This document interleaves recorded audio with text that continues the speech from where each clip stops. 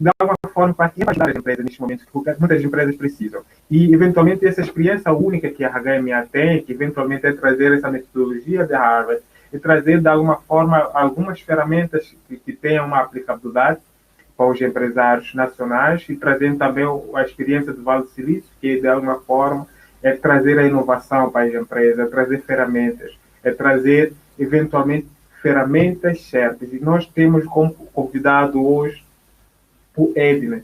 Edne Vieira, seja bem-vindo. Olá, boa tarde, boa noite. Boa noite. Prazer. Edne, seja bem-vindo. Edne é atualmente o CEO de Cimentos de Moçambique, eventualmente esteve na Ente Cimento, na África do Sul, e eventualmente vem desempenhando o cargo de executivo há bastante tempo, tem uma larga experiência. E seja bem-vindo a este programa, Os Bastidores CEO, que é uma mentoria que nós damos para tirar as empresas nacionais, não só nacionais, temos aqui presentes empresas da Angola, África do Sul, temos aqui presentes executivos de São Tomé, Cabo Verde, e de alguma forma que querem acabar com o caos nas empresas, querem acabar de alguma forma, e nós pensamos nesse programa, desenhamos esse programa de alguma forma, que é para partilhar a experiência, trazer executivos que têm uma experiência, eventualmente para partilhar com outras pequenas e médias empresas, e que de alguma forma possa valer a pena. E muito obrigado, Edne, pela sua abertura, pela sua disponibilidade e caixar para partilhar a sua experiência com gestão, com ferramentas de gestão, de alguma forma, que é um grande desafio para pequenas e médias empresas, porque, eventualmente, é notório que em Moçambique, não só em Moçambique, as empresas têm um certo problema com a gestão, seja a gestão financeira, eventualmente trabalhar com indicadores, é um grande problema, principalmente também falando um pouquinho da governança, porque eventualmente pequenas e médias empresas pensam que governança é para grandes empresas. Edne, seja bem-vindo mais uma vez, por favor. Obrigado, Afonso, obrigado a todos que estão acompanhando aqui com a gente. Bom, o tema é um tema desafiador, né? Como salvar as empresas do caos, realmente é... Eu diria até que se eu tivesse uma fórmula mágica, eu seria consultor e ficaria milionário, porque eu ia vender essa fórmula para todo mundo, porque eu acho que principalmente num ano atípico como o que nós estamos vivendo, de fato, a solução ela passa por uma série de questões e de uma outra vertente, às vezes elas são até mais simples do que a gente pensa, né? A gente tem o costume de dificultar tudo na nossa vida, achar que as coisas sempre são maiores do que elas de fato são. E sem entrar muito no mérito de empresas pequenas, médias ou grandes, cada uma enfrenta o seu problema proporcional ao seu tamanho, ao seu mercado, e de fato, este é um ano diferente de todos os outros, e tem sido um ano de muito aprendizado, um ano de muita luta, um ano de muita dedicação, não tenho dúvida, para todos os executivos, todos os trabalhadores, em todos os cenários, né? Uhum. Então, eu começaria dizendo que uma forma muito mais simples de gerir no meio do caos, né, se a gente pode usar esse exemplo, é você de fato olhar para o seu P&L, né, olhar para onde importa, né, onde estão os números, o mix de números que são os indicadores mais relevantes e mais importantes para cada um de vocês, e tentar identificar onde estão as fortalezas da sua organização, da sua empresa. Certamente elas existem, né?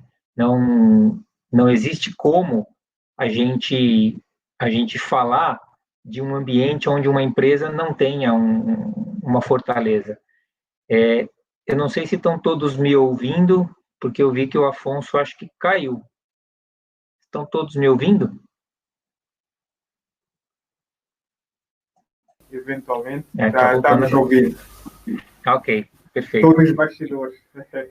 Perfeito. Então, se a gente conseguir olhar para isso de uma forma fatiada, a gente começa a entender aonde estão as nossas forças e, contrário senso, aonde eventualmente estarão as nossas fraquezas. Então, é muito importante a gente perceber o nosso posicionamento no mercado e entender como é que varia o binômio dentro da receita, como é que varia o seu binômio volume versus preço, né? Esses dois itens são muito, muito, muito relevantes porque eles são, na verdade, as grandes alavancas de geração de resultado, né? Se você está num negócio que é orientado no volume e você consegue ampliar volume no meio da crise, ou mesmo em condições normais, é óbvio que o seu resultado sobe. Pricing já tem uma dinâmica completamente diferente, porque ele é inserido dentro de um mercado mais global e aonde exatamente é que se fazem os testes de elasticidade em comparação com a demanda. Então, o pricing é muito mais sensível do que volume. É muito mais fácil você, eventualmente, baixar preço e aumentar volume do que o contrário, você qualificar a venda. Mas existem empresas que, pelo seu portfólio, pela sua natureza, têm amplas condições de trabalhar o pricing de uma forma muito inteligente e alavancar resultado sem a necessidade de ter o volume em alta escala. Então, depende muito do seu portfólio, depende muito do seu mercado, você tem que entender exatamente aonde você está inserido e trabalhar essas duas variáveis de forma a que você atinja o seu objetivo final, que é aumentar a sua receita. Esse é o primeiro, a primeira dica, né? Que também não é uma dica que foge ao normal de todos, né? Todos nós queremos aumentar a receita, mas além de aumentar a receita, nós precisamos também pensar sempre no bottom line, que é o EBITDA, que está lá embaixo e que conta muito na hora de você ter as suas métricas, ter as suas discussões internas, e aqui entra a componente custos, que é a componente mais complicada de lidar em ambientes de caos, porque os custos, normalmente, eles se dividem, obviamente, em fixos e variáveis, isso também é voz corrente para todos vocês, imagino, tenho isso por adquirido, mas falar de custo fixo, ele sempre tem o tabu de se falar em pessoas, porque é a parcela que normalmente as empresas se ressentem muito em ambientes de crise e crise aguda. Falamos sempre, e dentro do custo fixo nós temos um binômio importante, pessoas, que eu já falei, e investimentos e manutenção, que é também uma alavanca importante da vida diária de qualquer empresa, e aqui eu falo mais para empresas do setor de manufatura, setor industrial, que é onde eu estou inserido. Mas é óbvio que no ambiente de incertezas, os investimentos são os primeiros a serem congelados, né? Isso é quase voz corrente, e precisam ser feitos dessa forma, porque diante de uma crise aguda, a primeira coisa que se precisa fazer é olhar para dentro e, de novo, tentar enxergar aonde você está forte e, se possível, maximizar isso e ainda ir para o stretch, né, um objetivo stretch daquilo que é bom na sua organização. E o contrário sempre é você tentar, dentro da fraqueza, transformar ela ou, pelo menos, minimizar os impactos das fraquezas, porque nem sempre você consegue alavancas de custo com muita facilidade. E vale lembrar que em todos esses países onde a gente está inserido aqui no continente africano, existe uma variável que ela é transversal a todos nós, que é o efeito cambial. O efeito cambial nos atinge a todos de uma forma severa, implacável e muitas das vezes de forma não esperada, né? Então, a crise vem, no dia seguinte já há uma desvalorização cambial importante e todos nós nos ressentimos. Moçambique, que é o nosso caso específico aqui, há um altíssimo nível de importação. Então, tudo que a gente importa, e nós importamos matéria-prima, ela, da noite para o dia, ela vem 15% mais cara. E aí é que volto naquela outra questão do pricing. Como é que eu repasso isso para preço?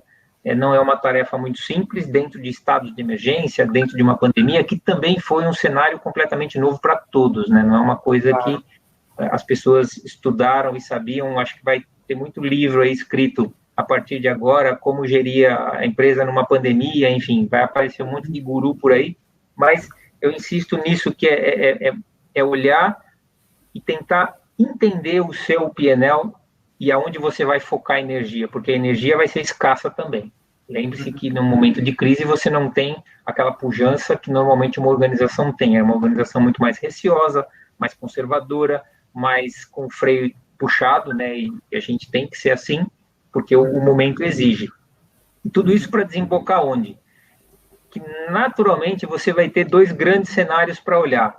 Ou você vai buscar o EBITDA, e aí você vai mexer naquelas alavancas todas que eu falei e tentar gerar EBITDA, que vai ser muito bom para a sua organização, é óbvio, porque você tem mais entrada de recursos, você tem mais resultado na mão para trabalhar, mas tem o outro lado do capital empregue. Às vezes a gente gera EBITDA, mas gasta muito dinheiro com essa operação. E aí você toca num ponto muito sensível de toda a organização, que é o bolso do acionista. O acionista gosta de EBITDA, claro, todos nós trabalhamos para isso, mas o acionista tem um olhar muito apurado para o capital empregue, porque a mágica que ele quer que todos nós façamos é que nós consigamos gerar o mesmo resultado empregando muito menos capital.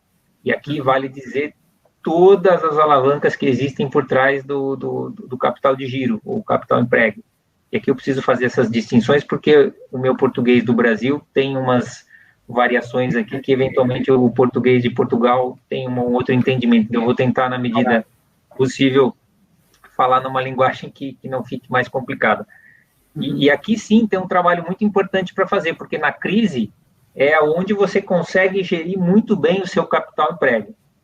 Por quê? Porque também uma fórmula muito simples, não tem nada de extraordinário, é tentar receber mais cedo, pagar mais tarde e gerir o seu estoque para que você não compre coisas de forma desnecessária. Então, você tem 3 cenários muito distintos, e quando você consegue estratégias efetivas para negociar bem, e aqui vai depender também da sua posição em mercado, vai depender do volume que você compra, também não existem negociações tão mágicas assim, né? Ninguém é tão bom para negociar, que quando vai para uma mesa de negociação sem ter elementos fortes do seu lado, consiga fazer grandes negociações. Negociar com grandes empresas mundiais é muito difícil, mas identificar os pontos fortes, pontos fracos e atacar eles de forma precisa, de forma específica, criar estratégias específicas para isso.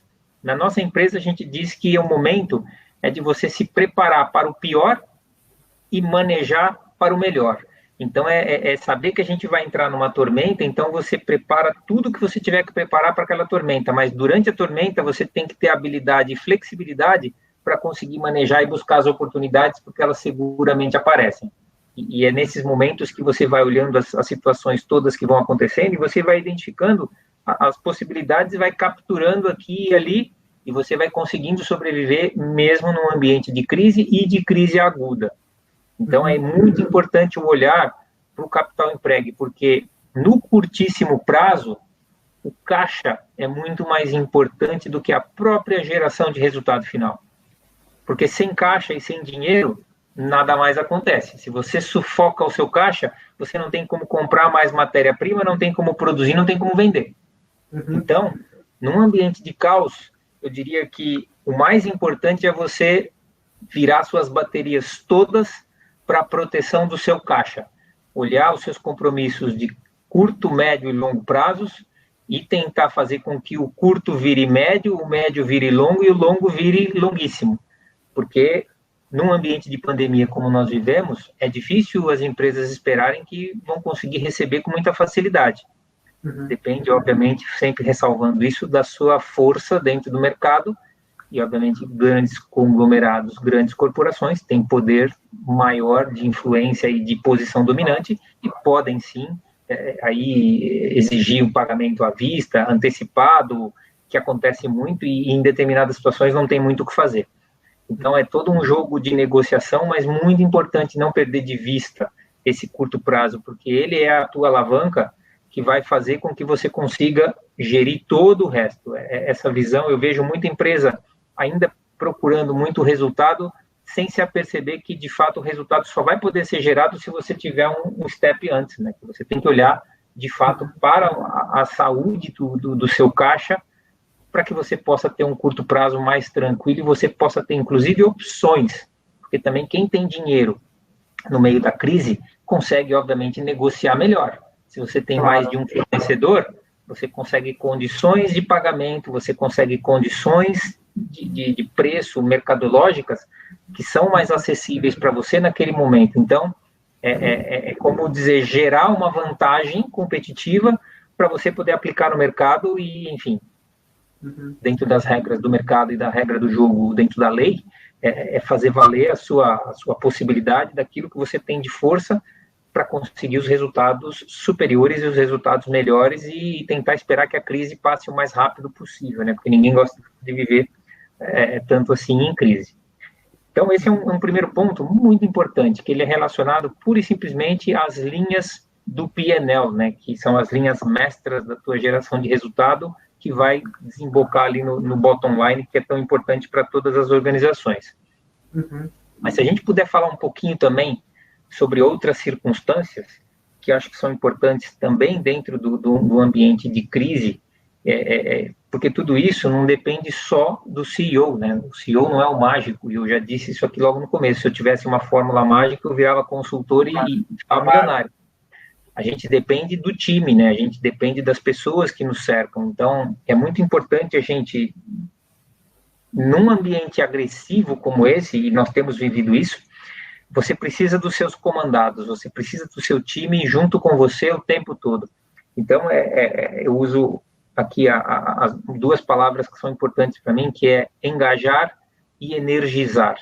As pessoas, num ambiente agressivo de pandemia, que é o exemplo mais claro que nós temos agora, elas tendem a ter mais ansiedade, tendem a ter mais hesitação, tendem a ser mais dependentes de uma visão de um líder que consiga acalmar a organização e dizer, gente, serenidade, vai passar, mas não uma serenidade esperançosa apenas, que não tem fundamento, né? Ela tem que ter fundamento. Então, o líder, quando ele sabe aquilo que ele tem nas mãos, pegando o ponto que eu acabei de falar, ele consegue passar para a organização essa tranquilidade e dizer, gente, nós temos coisas boas, a nossa história é boa para contar. Então, vamos fazer dessa forma, vamos atacar o mercado dessa forma e vamos conquistar esses pontos e esse terreno que é importante para a nossa organização, para nós ganharmos um pouco de tempo, respirarmos. É quase como uma analogia que a gente possa usar algum esporte, e o futebol, que é o que a gente também usa muito no Brasil, é tentar fazer um primeiro gol para acalmar o time, né? Para tentar jogar com mais tranquilidade. Isso é muito importante. Jogar sob pressão é muito difícil. Então, é bom que a gente olhe isso e você tenha o seu time junto contigo e você dando a energia necessária para eles, apoiando, empoderando e fazendo com que eles estejam engajados no projeto. Você tem aqui um ótimo apoiador, um ótimo elemento junto com você, porque as soluções, elas vão vir, na maioria das vezes, das próprias pessoas que trabalham dentro da organização, né? Um CEO não é um ser extraordinário, que é o único ser que conhece tudo, sabe todas as fórmulas, sabe conhece os atalhos todos. Não, o CEO, para mim hoje, o CEO moderno, ele é a pessoa que tem a capacidade de fazer com que os seus comandados entendam que eles podem e devem gerar ideias, devem gerar soluções para os problemas, e normalmente as pessoas que estão mais na linha de frente conhecem as situações, são aquelas que estão mais próximas de oferecer uma solução mais fácil de aplicação. Numa fábrica, por exemplo, eu não quero ter a pretensão de entender que os processos fabris eu consiga chegar lá e melhorá-los todos só de olhar, só de estar ali junto. Não, é uma pessoa que está ali há 10 anos, há 15 anos e que conhece o processo. Ela só precisa de uma oportunidade, de uma motivação para colocar uma ideia para fora e dizer, olha, eu tenho isso aqui e você ouve. Né? Eu acho que a maioria dos CEOs às vezes peca porque fica muito distante dos times, fica muito distante das pessoas e não oferece essa condição de compartilhamento, né? Ele não busca o conhecimento, que é um conhecimento não acadêmico, mas um conhecimento empírico, que é um conhecimento de experiência. E eu tenho pessoas na minha organização aqui que trabalham há 30 anos conosco, então não é possível que eu tenha a pretensão de saber mais do que essas pessoas, do que é produzir o cimento em si, né? Eu posso ter outras valências, né? E minha função vai em outra direção, que talvez ele também não tenha, porque não tem experiência. E aí é a experiência de 30 anos de chão de fábrica contra 15 anos meus em área executiva. Então, é o entendimento de que todos contam, né? Todos são importantes para o produto final, porque o que interessa no fim do dia é que o nosso bottom line seja saudável, e que eu possa, dentro da nossa organização, pagar os salários que têm que ser pagos no dia certo, e inclusive incentivar mais a força de trabalho, e todos nós consigamos a compensação, que é uma compensação muito importante para todos nós, que é a financeira, né? Todos nós trabalhamos para isso. Então, essa sensação de oportunidade, de recompensa, ela tem um poder energizador muito grande, e a gente tem que usar isso, né? Não é feio trabalhar com a alavanca da compensação financeira, ela é importante para todos nós dependemos disso. Então, não existe nada de errado nisso. É só uma questão de você dar a energia necessária, dar o gás necessário para que eles todos possam ter a oportunidade também de se mostrarem e, enfim, contribuírem com o bem comum, que é a empresa de todos nós, né? A empresa tem um dono, os acionistas, ou uma sociedade anônima, ou o que quer que seja, mas eu sou um executivo, sou funcionário tanto quanto os outros, né? É só uma questão de responsabilidade diferente e de remuneração diferente, por isso que existimos todos, cada um dentro do seu âmbito de trabalho. Eu diria também que é importante, num ambiente de caos, para ter sempre esse exemplo que nós temos aqui, uma alta capacidade de adaptação, flexibilidade na identificação e diagnóstico de problemas e tomada de decisão. Num ambiente de crise aguda, o tempo conta e muito. Então, é muito importante que, na medida em que você ou os seus liderados identifiquem uma oportunidade, seja de melhoria de um processo, ou uma necessidade de um pequeno investimento, ou qualquer coisa do gênero, que, numa conta de chegada, vai impactar positivamente numa das suas linhas mestras, essa decisão tem que ser tomada com muita rapidez. Porque a hesitação pode te custar uma posição de liderança, pode te custar volume de vendas, pode te custar a implicação de preço, pode te custar a redução de um custo, e lá na frente ele vai cobrar essa fatura, ela vem e vai impactar diretamente no teu bottom line. Então, é muito importante o senso de urgência, né? É o senso de oportunidade, é o senso de dono, que é o engajamento, é dar para as pessoas essa alavanca de entender que a empresa pertence a todos nós, para que nós todos saiamos da crise de uma forma conjunta, né? Como se todos nós estivéssemos num barco dentro da tormenta, como eu usei lá atrás, e o master tem o mesmo poder de quem está limpando o barco, porque se o barco afundar, provavelmente todos morrem juntos, né? Então é importante que todos compreendam que todos têm função, né? Todos têm função e todos têm importância e relevância no dia a dia da organização. Então é importante perceber isso para que rapidamente você possa manejar o seu barco de forma a enfrentar os problemas que você identifica com as soluções que foram discutidas e rapidamente corrigir rotas se eventualmente se perceber que aquela estratégia não se mostrou a mais eficaz dentro de um ambiente de crise.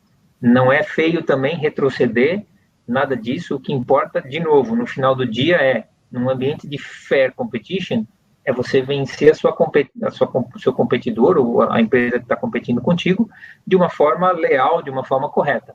E aí vale você colocar as estratégias todas a serviço da sua organização. E, por fim, eu acho que uma coisa muito importante também num ambiente de crise, eu diria que nós temos que zerar praticamente o nosso apetite a risco. A crise, ela não combina com a palavra risco. A gente tem que tentar eliminar essa palavra risco do nosso vocabulário em ambientes de crise, porque o risco ele já está inerente a toda a natureza da sua operação num ambiente como nós estamos enfrentando. Então, na medida em que você começa nos teus processos, nas tuas linhas geradoras de caixa, de EBITDA, de resultado, você reduz esse risco bem, você vai perceber que naturalmente você vai começar a colher alguns frutos, que são os frutos, os low-hanging fruits, que a gente chama, né? Que são aqueles frutos de curto prazo, que vão começar a te dar o respiro necessário para você conseguir respirar, olhar o problema, diagnosticar, entender, tomar decisões, enfim. É sempre melhor você ter um pouco mais de espaço do que você ter que tomar decisões em momentos muito agudos, muito apertados, em que você tem que tomar decisões muito rápidas. Então, tudo que você puder ter de tempo, de algum espaço de manobra, de possibilidades de explorar opções, seguramente a tua decisão vai ser muito mais rica, vai ser uma decisão muito melhor do que uma decisão de afogadilho, enfim, uma decisão que tenha que ser tomada num curtíssimo espaço de tempo, que elas existem, mas para momentos específicos, né? Então, acho que esse é um segredo também muito importante, que fala muito com as estratégias de caixa. Apetite a risco, zero, que vai um pouco na contramão do que todos nós dizemos, que o risco é a alavanca motivadora de geração de maiores resultados. Em condições normais, sim, é verdade, mas em condições de caos, de crise, é melhor você ter o risco zero na sua mão, dominando exatamente o que você está fazendo, para conseguir aí sim perceber as possibilidades e manejar dentro da crise para obter o melhor e, enfim, capturar oportunidades que eventualmente surjam. Ednei, muito obrigado pela sua apresentação, eventualmente pela sua experiência, que de alguma forma é mais-valia para todos os empresários executivos que estão nos acompanhando neste momento. Eventualmente, ele me deixou a sua experiência, que de alguma forma não é toda, são mais de 15 anos como de liderança, e eventualmente precisa de mais tempo, mas eu acredito que levou o que é mais importante para partilhar. Ednei, eu gostaria de eventualmente partilhar aqui com os empresários e executivos que estão nos acompanhando neste momento. O Ednei assumiu a liderança da Sementes de Moçambique ano passado, em 2019. Qual foi o seu maior desafio ao assumir a liderança da Sementes de Moçambique? Bom, a Cimentos já é uma empresa que eu conheço há muitos anos, né? A Cimentos, ela faz parte do grupo Intersemente, né? Desde 2012, mas ela já fazia parte do grupo Simpor anteriormente, e eu sou oriundo do grupo Simpor. Eu já tinha funções que falavam um pouco com Moçambique lá no passado, então eu já conheço um pouco o perfil da operação, mas sem dúvida nenhuma, o grande desafio nosso aqui, o primeiro desafio que nós enfrentamos aqui logo que chegamos foi a questão da mão de obra. Mão de obra em Moçambique, ela tem uma conotação importante, porque ela não é abundante, e a mão de obra que existe e que é boa, eu também sou partidário de que existe boa mão de obra e vida inteligente em todos os cantos da Terra, né? Não há distinção. A única distinção é que existem alguns países e alguns lugares onde existe mais do que outros, por questões históricas, enfim, de investimento. E não vale a pena a gente entrar nessas distinções, não é esse o fórum, mas que elas existem, existem. Mas é fato. Aqui também existe, né? Em Moçambique também existe. E existe em Cabo Verde, Angola, em todos os lugares. A questão é que em países onde essa mão de obra é mais escassa, ela é mais cara. E pelo fato dela ser mais cara, você tem poucas empresas que têm acesso a essa mão de obra.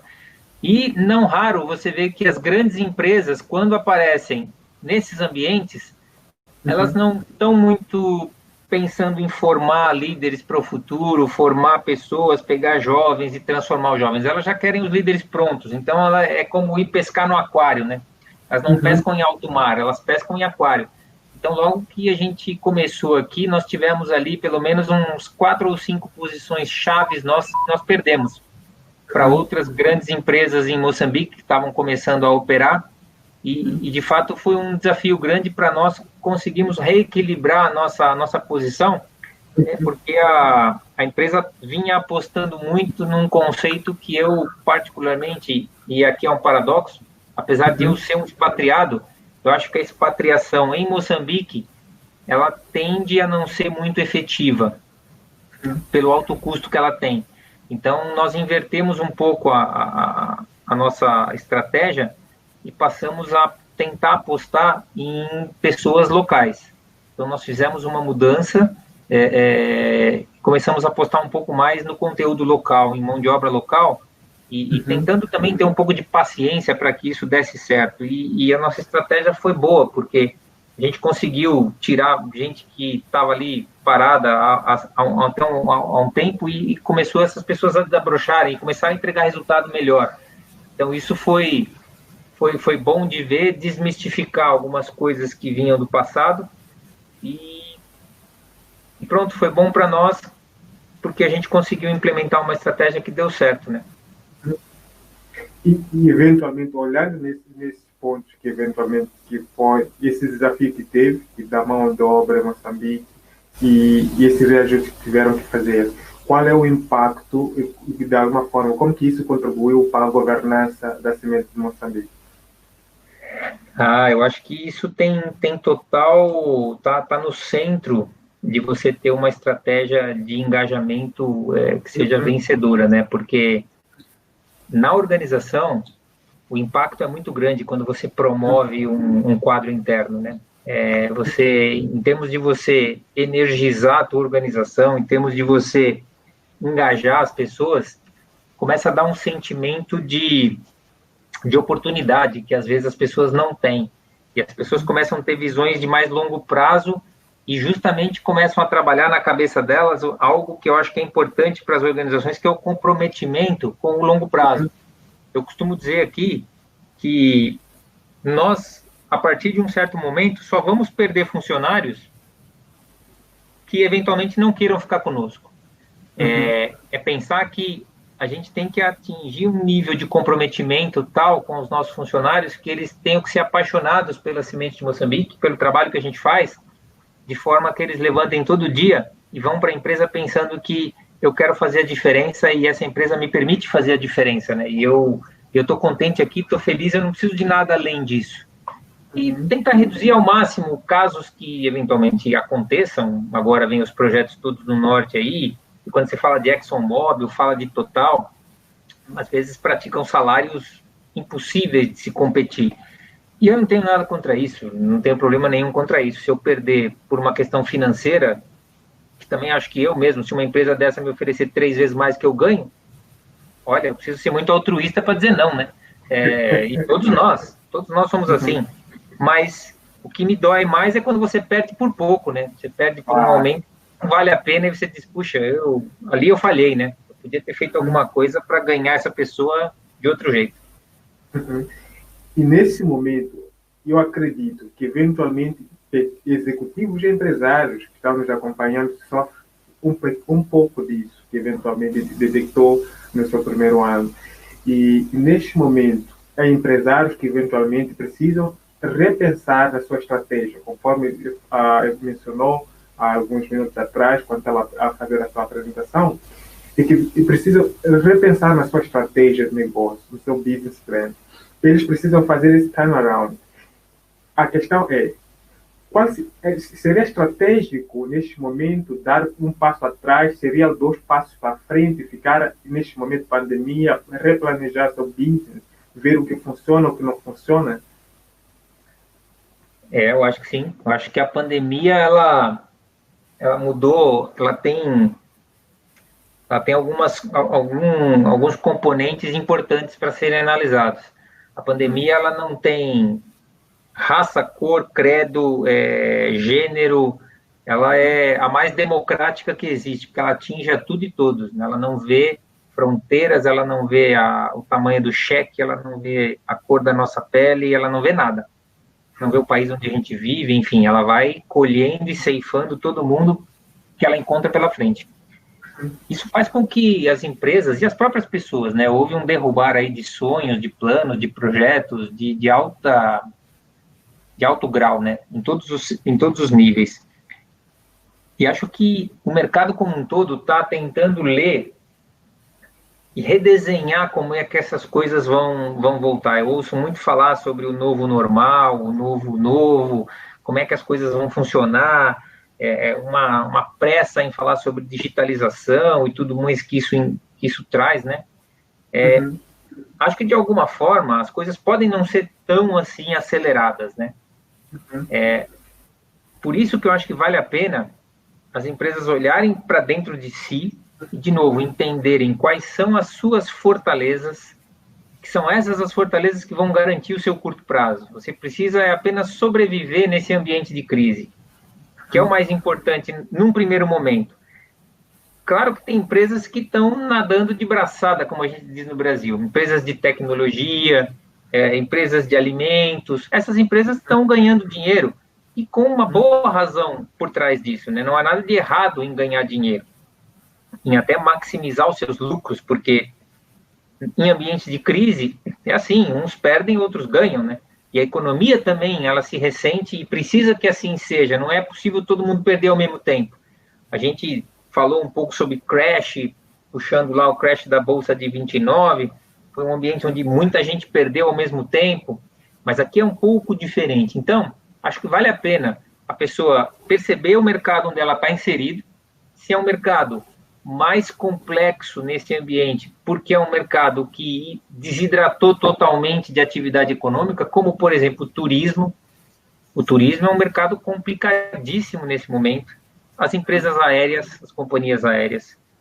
Eu não queria estar na pele de um gestor de uma empresa aérea, de uma empresa de turismo, de uma empresa hoteleira, de um ramo hoteleiro, porque esses desidrataram assim, mas violentamente. Da noite para o dia, a pessoa passa a não voar mais, e ele tem ali um componente de custo fixo tremendo, tanto de investimento em equipamento, no caso das aéreas, como de material humano, dezenas, centenas de pilotos, comissários, e gente que ele não pode abrir mão assim facilmente, porque senão depois ele vai ter dificuldade de recontratar esse know-how, porque precisa ter o know-how técnico especializado para aquilo. Então, são decisões muito complexas de se tomar, de grandes conglomerados, de grandes empresas. Então, vale a pena sempre a gente fazer essa radiografia, né? Olhar para nós, fazermos um ultrassom da nossa organização, olhando para o nosso mercado e percebendo como é que esse mercado está reagindo. E, se precisar, reduz a sua exposição, risco zero, jogar no curtíssimo prazo, jogar quase para ganhar e tentar passar o momento mais agudo dessa crise esperando que alguma coisa melhor possa acontecer. O que vem diferente na pandemia é que as crises anteriores, elas eram crises que demoravam menos, elas eram crises mais estanques, eram coisas de um mês, crises cambiais fortes, aqui e ali, ou coisas do gênero. A pandemia não, a pandemia já está aí há praticamente 6 meses, e não dá sinais de arrefecimento, né? A nossa sorte como sociedade empresarial, é que parece que o mundo também evoluiu tanto na questão da pesquisa científica, que hoje já se fala na produção e no descobrimento de uma vacina com menos de um ano, que é o que a gente está vendo aí. Já tem vacina sendo testada aqui, ali, a efetividade ainda não se sabe ao certo, mas se chegar até o final do ano aconteceu, é quase dizer que dentro do mesmo ano você conseguiu pesquisar, desenvolver, implementar, fabricar e aplicar, o que é uma benção perto do que acontecia no desenvolvimento ao longo de anos. Mas a pandemia forçou a que todos fossem atrás disso, e exatamente por isso e por essa bondade da tecnologia e do ramo científico desenvolver de forma tão rápida, é que a gente pode ter essa esperança de ter a vacina, porque se a pandemia ficasse aqui mais de um ano, o número de suicídios aí ia crescer muito, porque ninguém aguenta, a resiliência está posta à prova no seu limite máximo. Claro. E existe um paradoxo, é que eventualmente pequenas e médias empresas, e eles pensam que assunto, processos de governança, que eventualmente só servem para grandes empresas. E quais são os pilares de governança que eventualmente pode recomendar para os empresários e executivos que estão nos acompanhando neste momento e que de alguma forma possam colocar em prática? Porque uma das coisas que faz com que empresas em Moçambique, não só empresas, pequenas e médias empresas, percam oportunidades, questão de governança, boas práticas. Como que a governança pode impactar e quais são esses pilares que de alguma forma pode recomendar para os empresários e executivos que estão nos acompanhando neste momento? Olha, a governança, eu acho que ela é de suma importância para qualquer organização, para qualquer tamanho de empresa, né? Basta você adaptar a sua governança ao tamanho da sua empresa, né? Não vale a pena você ser uma empresa de pequeno porte e querer ter um conselho de 12 notáveis dentro da sua governança, porque você vai gastar muito mais dinheiro com pensadores do que com executantes, né? Então, aí você está numa estratégia errada.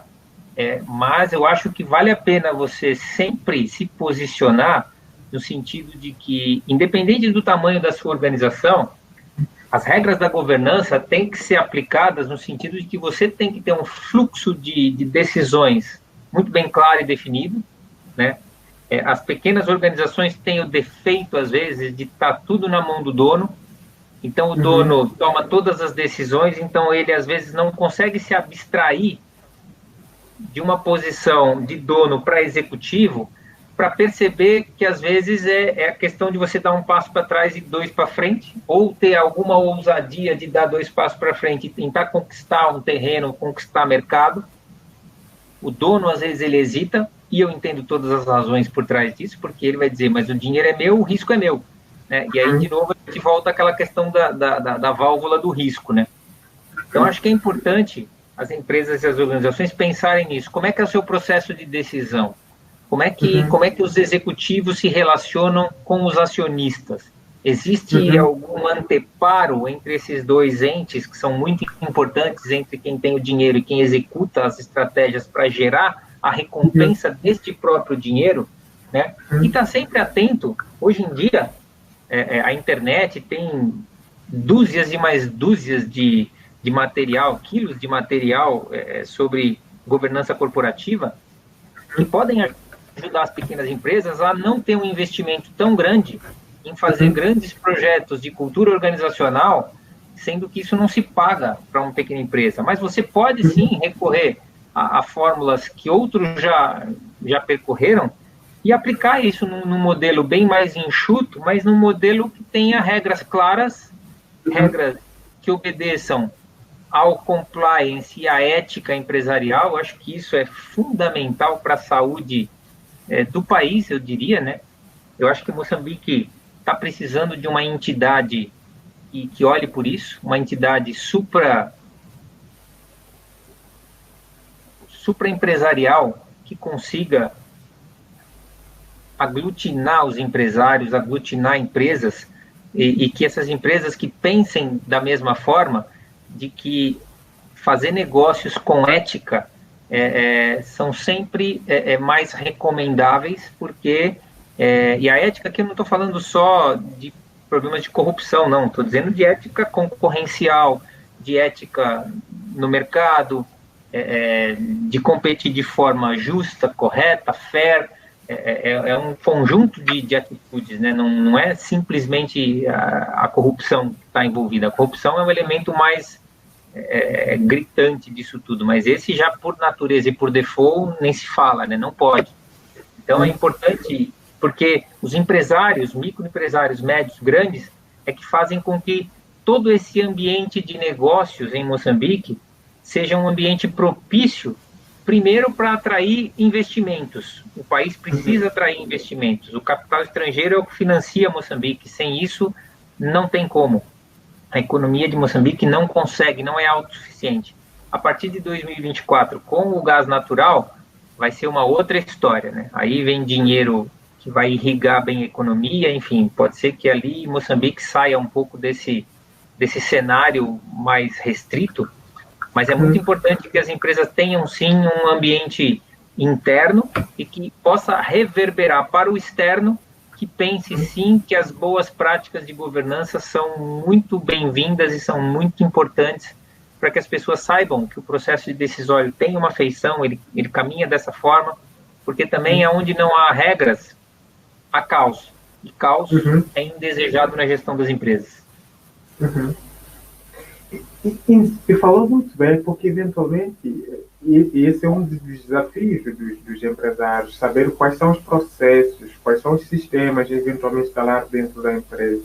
E o empresário, não só em Moçambique, em qualquer canto do mundo, já nasce com indicadores, já nasce eventualmente vendo indicadores, através da falta na escola, marcação da presença, eventualmente no carro, em todo lugar.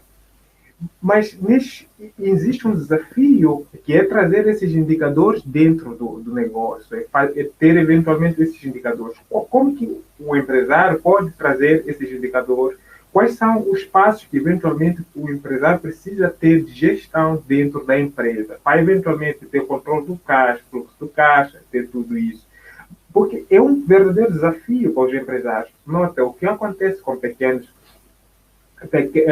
e médias empresas em Moçambique é o seguinte: o dono acaba eventualmente ser uma pessoa que mais rouba a empresa que qualquer funcionário, porque eventualmente fez uma venda, faturou 5 milhões de dólares, faturou 5 milhões, pode fazer um cheque, comprar um Mercedes, eventualmente sem pensar duas vezes. E quais são esses processos que eventualmente o empresário pode eventualmente começar a trazer dentro da empresa indicadores, tanto do fluxo de caixa, eventualmente todos, que eventualmente mencionou alguns lá atrás na sua apresentação? Afonso, eu penso que é muito importante você ter regras básicas de gestão de vida, né? Então, por exemplo, eu, na minha vida particular, às vezes, não tenho recurso para comprar um determinado tipo de Mercedes. O Mercedes topo de gama, o mais caro, etc., ou uma Ferrari. Eu posso até gostar de carros, posso até olhar, né, achar bonito, etc., mas eu não tenho condição de comprar. Então, eu tenho que ter isso em mente. Eu tenho que saber quanto custa e quanto eu tenho disponível. E acho que o empresário também tem que ter isso em mente, né? É muito mais importante para o pequeno empresário saber avaliar isso do que propriamente uma pessoa de uma grande empresa, porque numa grande empresa você tem as pessoas que fazem isso, você tem o CFO, você tem o controller, você tem uma série de pessoas que não te deixa fazer uma loucura de gastar mais do que você arrecada. Mas o pequeno empresário, é isso que você está falando, ele tem que ter a noção exata de dizer quanto que eu preciso de dinheiro para gerir o meu negócio, né? Todo o negócio, ele parte de uma premissa. Você tem que produzir alguma coisa para depois vender, basicamente. Ou então você compra e revende. Mas tudo que você produz ou compra, ele tem um custo. Certo? Então você tem que entender esse custo e saber quanto me custa ter o produto aqui na mão. Uma caneta. Quanto que está por trás disso? Tudo. Produção, partes, matéria-prima, tal, para chegar no produto final, caneta. Quanto custa essa caneta no mercado que eu vou vender? X. Eu preciso vender X canetas para pagar o meu custo. Se dentro dessa lógica ele se inserir como um dos principais retiradores de prolabore, que eles gostam de chamar isso de prolabore, né? Porque eu trabalho na minha empresa, então eu tenho que tirar o dinheiro também. Lícito, perfeito, o negócio é dele, ele tem todo o direito.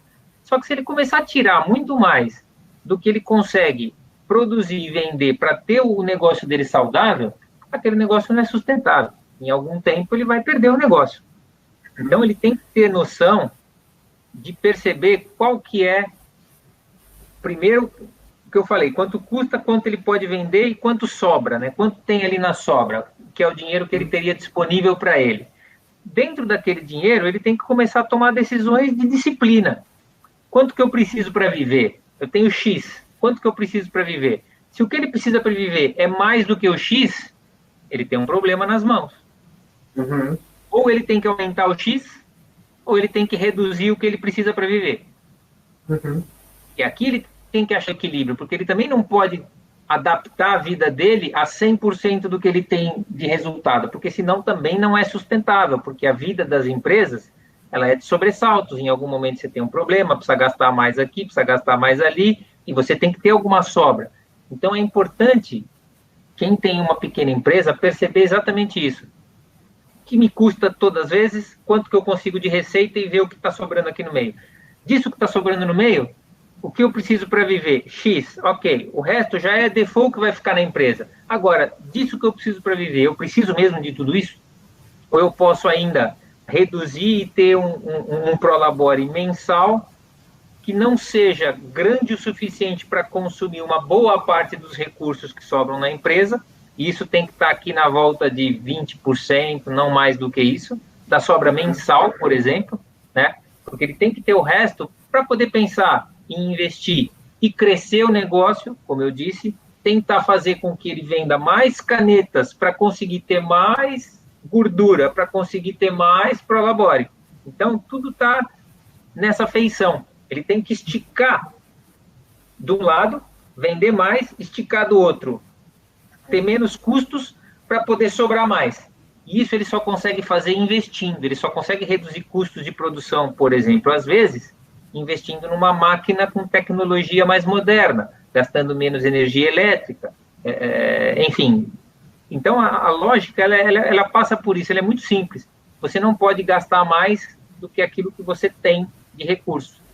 Ponto número 1. Ponto número 2, você não pode consumir todo o recurso da sua empresa, senão você não tem nada para momentos de acidentes, momentos que você precisa de algum recurso. Aí o que vai fazer? Vai pegar um empréstimo, vai pagar um juros altíssimo, e aí você nunca mais sai dessa roda. Você entra num pântano que quanto mais você mexe, mais você afunda.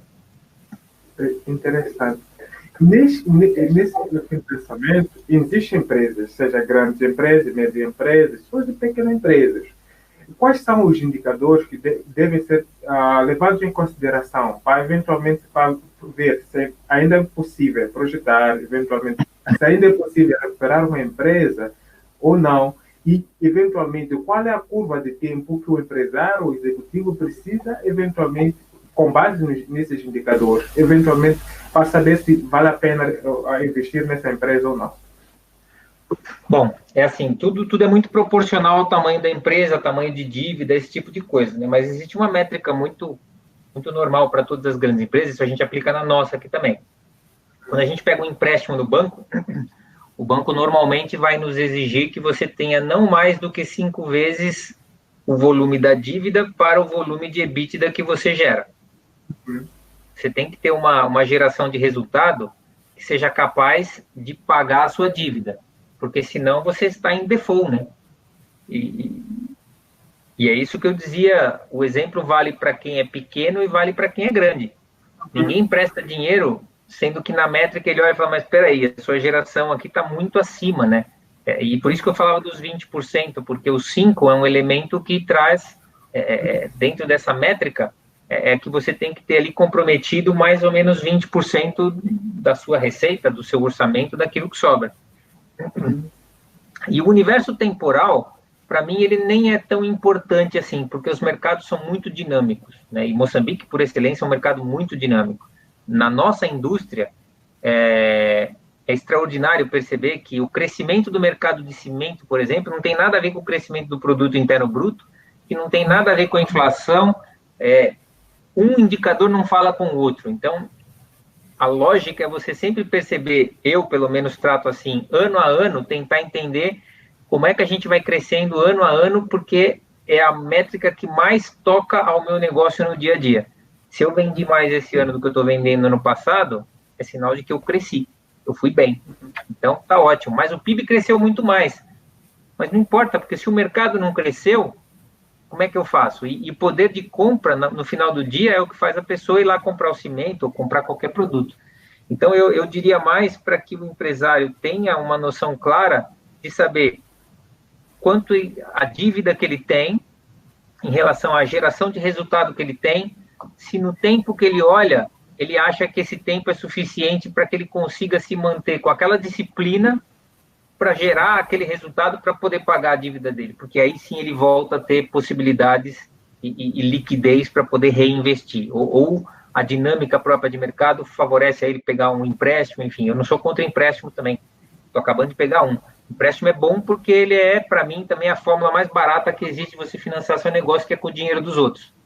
Você usar o seu próprio dinheiro para o seu negócio, você sempre quer a maior rentabilidade do mundo no seu dinheiro. E quando você usa o dinheiro do banco, por mais caro que ele seja, é um dinheiro mais barato ainda do que o seu. Então, você tem que ter isso na sua cabeça e olhar na sua geração de resultados, falar quanto tempo vai demorar para eu chegar lá. E aí você tem, dentro da sua organização, a satisfação de dizer, eu consigo porque eu consigo prever esse tipo de coisa e eu vou ser disciplinado e vou fazer e vou chegar lá. Se é um tempo muito longo, é mais difícil você manter a disciplina por muito mais tempo. Uau! Eventualmente, empresário, seja todos os participantes, podem deixar aqui no chat as questões em que eventualmente gostaria de apresentar ao Edney para poder responder aqui no chat. E nota, dentro desse chat você pode eventualmente identificar alguém, pode se apresentar, apresentar o seu negócio. Quem estiver interessado com o seu negócio, com o seu perfil, pode entrar em contato em direto. Você pode fazer um networking via vídeo sem sair da conferência. Então, sinta-se à vontade para fazer esse networking, eventualmente. Edney, dar seguimento à nossa conversa. Quais são os indicadores que nós podemos ter para ver se o negócio está caminhando a um equilíbrio de custo? Bom, aí você tem que olhar um pouco o histórico de cada negócio, né? Cada negócio tem o seu perfil de resultado, né? Você tem que ter uma margem saudável. Margens muito apertadas precisam de volumes em grande escala para conseguir sobreviver. A gente falava um pouquinho do mercado de aviação, é um mercado que trabalha com margens muito apertadas. A gente pode até achar estranho isso, porque o preço das passagens aéreas é bem salgado, é bem caro, mas nós temos que perceber também uma outra feição. E talvez aí é um setor que eu adoraria trabalhar neles, não na pandemia, como eu disse, mas fora disso, porque é um setor que me intriga. Porque o setor aéreo, ele é um hotel de luxo, ele é um restaurante de luxo, ele é um transporte de luxo, e as pessoas normalmente não querem pagar por isso. Então, ela quer comer do bom e do melhor, tomar do bom e do melhor do vinho que está lá, quer dormir o seu soninho tranquilo, sem perturbação, quer chegar no horário e acha caro o preço da passagem. Então, é difícil você equacionar tudo isso numa linha de custo. Eu nunca vi uma linha de P&L de um Boeing para saber. Eu tenho muita curiosidade para ver isso, porque me intriga muito como é que eles trabalham com margens muito pequenas. Os aviões estão sempre lotados e você vê as empresas aéreas sempre em crise. Então, é uma fórmula que tem alguma coisa que está falhando ali. E eu acho que não é na receita, porque, de novo, os aviões estão cheios. E os preços são altos, não dá para subir preço. Então, ele tem que trabalhar onde? É no custo. Então, tem alguma coisa no custo dele que não está funcionando. Então, ele precisa olhar para essa métrica. Então, é aqui que eu respondo a tua pergunta. É importante você entender dentro do teu negócio qual que é a margem esperada para o teu negócio, porque também não existem margens grandes, pequenas. Existem diferentes indústrias, diferentes setores. Se você está sozinho num setor, óbvio que a tua margem vai ser muito maior, porque não tem concorrência, não tem competidor. Então, se você tem margens que você considera saudável, que na história da tua indústria, e eu também não conheço todas, você tem uma margem aceitável de lucro, essa é uma métrica muito importante para mim, que eu olho muito para ela. E 2, eu olho sempre para uma métrica de market share, cota de mercado. É por aí que você percebe que se o mercado cresce e a sua cota diminuiu, é porque você perdeu espaço. Então, se você perdeu espaço, você precisa entender por quê. Se o seu produto não tem a aceitação que deveria, é uma possibilidade. Se o seu preço está muito alto, é uma segunda possibilidade. E aí você trabalha em cima disso. Então, não é incomum, às vezes, você fazer testes no mercado, por exemplo, de elasticidade, de demanda. Então, eu posso abaixar o preço e tentar entender o quanto isso impacta em volume para cima, né? Que é a lógica da elasticidade. Faço contas.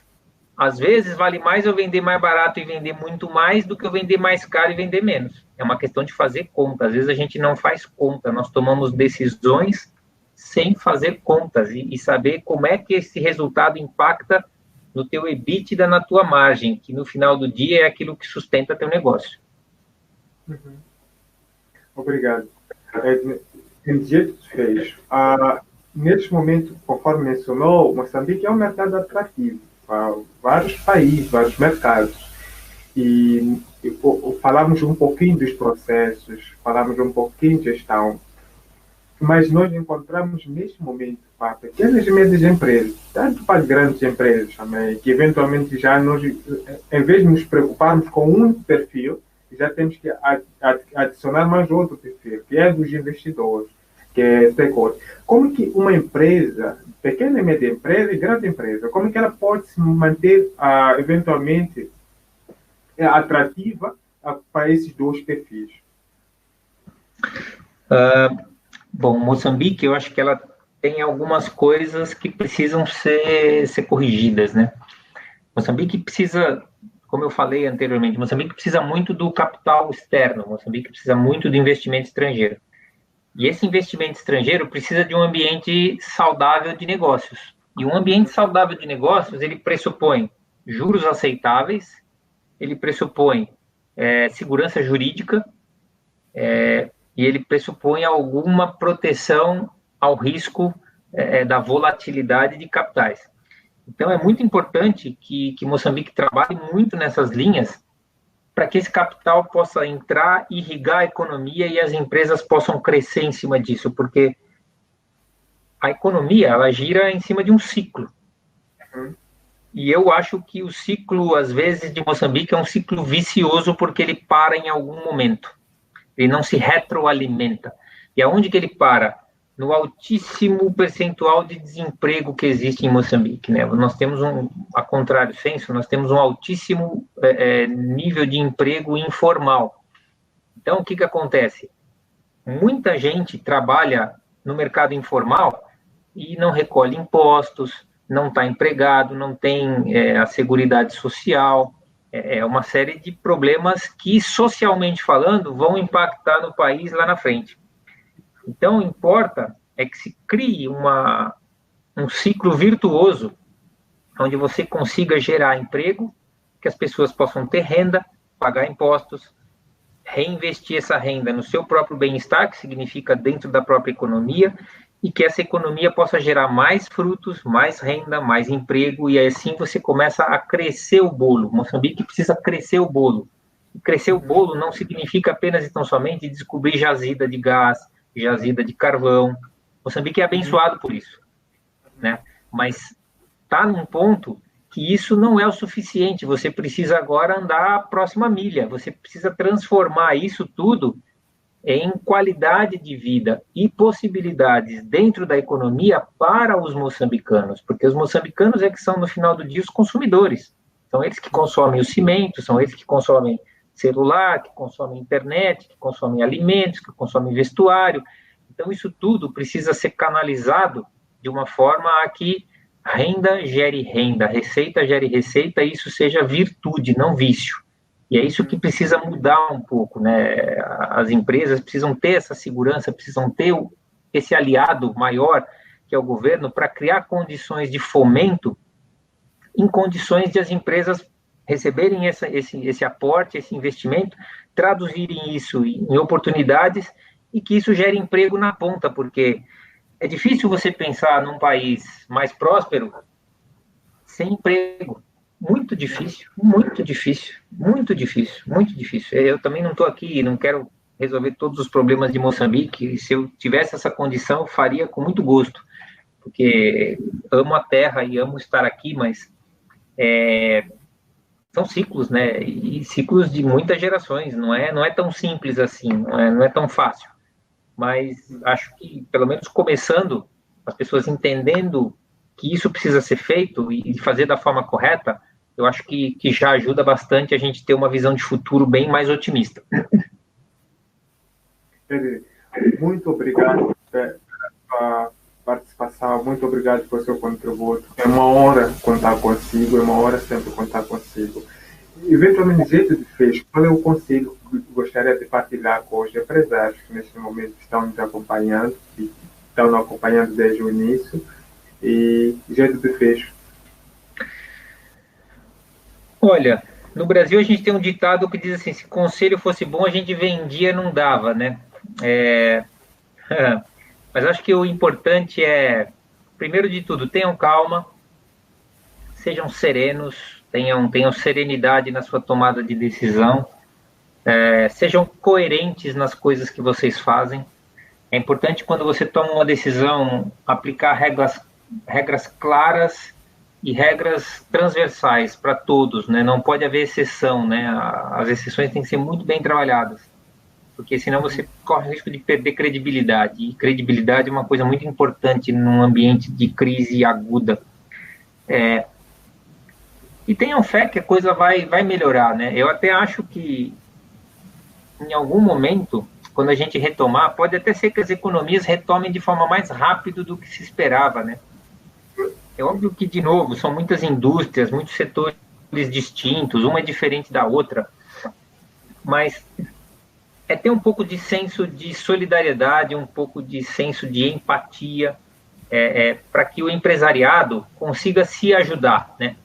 Se todos nós nos fecharmos na nossa casinha e dissermos, olha, não é problema meu, eu cuido só do meu e não estou interessado no outro, aí não vai adiantar nada, vai ser difícil porque tirar todo mundo do buraco é mais difícil, né? E é por isso que a gente vê algumas sociedades de animais, formigas, tartarugas, elas estão lá no buraco, mas elas vão subindo uma nas outras para conseguir chegar lá. E, eventualmente, quem ajudou as outras a subirem, lá no fim, acaba ficando. Mas é parte do processo, né? É parte da natureza. E a gente vai achar outras formas de ajudar, né? Essas outras empresas. Não pode haver um senso de deixar acontecer e haver uma quebradeira generalizada, porque todos vão perder. Então, é um senso de pensar no bem comum, a começar pelo governo, que é o ente que mais tem essa responsabilidade, passando por todo o empresariado, passando pelos cidadãos, entendendo que precisam ajudar as empresas, para que as empresas possam ajudá-los, né? Criando os empregos, é isso que eu estou dizendo. Eu acho que, e eu tenho aqui uma obsessão por isso, porque está perto também do meu setor. A construção civil, ela emprega muita gente. E eu acho que Moçambique precisa caminhar mais no setor de infraestrutura, né? Fazer mais coisas, porque é assim que você vai conseguir gerar mais empregos. E a pessoa com emprego, ela tem uma outra visão de mundo, tem uma outra dignidade, né? A pessoa sem emprego é, de fato, acho que a coisa mais desesperadora que pode existir na vida de um pai de família, de uma mãe de família. Então, nós precisamos trabalhar nessa ótica, gerar emprego e gerar esse ciclo de virtudes que possa se retroalimentar e reverter em bem comum para todos os moçambicanos. Gratidão imensa pela sua partilha, gratidão imensa pela sua disponibilidade de partilhar com os empresários que todos passaram por aqui, que estão nos acompanhando de Moçambique, Angola, África do Sul, São Tomé e Cabo Verde. E não só Portugal, Brasil, eu vi alguns na inscrição, eventualmente no relatório que eu recebi hoje. Muito obrigado a todos que participaram nessa mentoria, que eventualmente é um programa da Mestre Empresarial, que é uma metodologia única que nós usamos, estudo de casos de empresários executivos, que não só eventualmente são executivos, mas que têm resultados e que de alguma forma estão comprometidos em gerar resultados, gerar, eventualmente, transformar vidas, que é transformando a sua vida como empresário, como executivo, e contribuindo para a sua empresa. E ele, eventualmente, concordou em partilhar a sua experiência consigo. O que nós queremos de si, que eventualmente aplique isso na sua empresa, na sua área, e que de alguma forma vai impactar várias outras empresas, outros seus colegas, seja colaboradores, seja eventualmente o seu departamento. E eventualmente Moçambique, o seu país, e não só a empresa vai crescer, e nós ficamos gratos por isso. Eventualmente, nós chegamos ao fim do nosso programa. O Edmund deixou aí o contato, o e-mail, eventualmente poderá entrar com ele, deixar qualquer dúvida para mais esclarecimentos, para ajudar a sua empresa a acabar com o caos na sua empresa. Note, esse programa de mentoria faz parte da Maestria Empresarial. Nós vamos trazer uma semana de Maestria Empresarial, que será uma semana intensa, em que vamos falar do capital humano, vamos falar dos recursos humanos, vamos falar sobre liderança e gestão, que é um programa intenso para donos de sócios e executivos das empresas, que de alguma forma faz acabar com o caos na sua empresa, trazer ferramentas que funcionem. Boa noite para ti. Na sexta-feira teremos outro programa. Aqui eu acredito que a equipa High Master vai partilhar com todos vocês, que eventualmente poderão participar gratuitamente, sem nenhum investimento. Ou seja, se Edney, vai. Eu estou só escrevendo aqui para passar para todo mundo e fazendo um convite para vocês.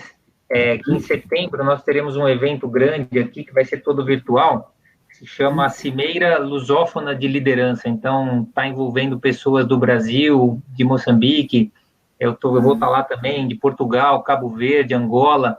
Então, podem procurar nas páginas aí de mídia social, Facebook, no LinkedIn, e vai ser bacana, porque vai ter bastante gente aí interessante e com uma abordagem muito multidisciplinar e multicultural, e eu acho que vai ser muito rica. Então, para quem quiser aí, vai ser em setembro, então pode procurar lá e ver direitinho, tem lá a forma de se inscrever e tudo mais, e eu acho que vai ser um evento bem, bem bacana enfim, podem aproveitar aí a experiência de muita gente a ideia era fazer ela presencial, né? Era para ter acontecido agora em julho, aqui em Moçambique, por acaso, mas, enfim, fomos todos escolhidos aí por essa situação e vamos fazer virtualmente mesmo para aproveitar.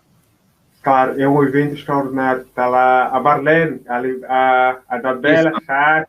Exatamente. Só a gente é um evento muito bom de liderança, que eventualmente as empresas precisam mais de liderança neste momento, e que de alguma forma possa ajudar a engajar os colaboradores, não só a adquirir nova experiência. Muito obrigado mais uma vez, Edney. Forte abraço. Obrigado a todos. Boa noite para todos. Fiquem com Deus. Essa foi mais uma sessão de mentoria Empresas Sem Caos, que eventualmente faz parte da Maestria Empresarial, que nós vamos ter no dia 1 a 5 de setembro, que será uma semana intensa, será uma semana extraordinária, e que eventualmente todos os empresários vão participar, vão ter todos os temas sobre gestão, liderança, cultura organizacional, como montar uma cultura, como montar uma time de vendas e como engajar os colaboradores. Será uma semana intensa, que eventualmente você vai conseguir ter uma empresa que os seus colaboradores não precisem, eventualmente, posicionamento para ter resultados. Não só, eventualmente, vai fazer com que os seus colaboradores, todo o time, possa vestir a camisa. E não só, também, você vai se munir de ferramentas como sócio, como executivo da empresa, vai se munir de ferramentas que, de alguma forma, vão ajudar a alcançar os resultados extraordinários. Mais uma vez, vamos deixar essa plataforma que, eventualmente, caso esteja aqui alguém do seu interesse, que esteja numa empresa que eventualmente lhe interessa, possa lhe abordar, fazer networking. Nota, você dentro da plataforma pode interagir com a pessoa através de vídeo chamada, sem sair da plataforma. Boa noite para vocês. Sucesso.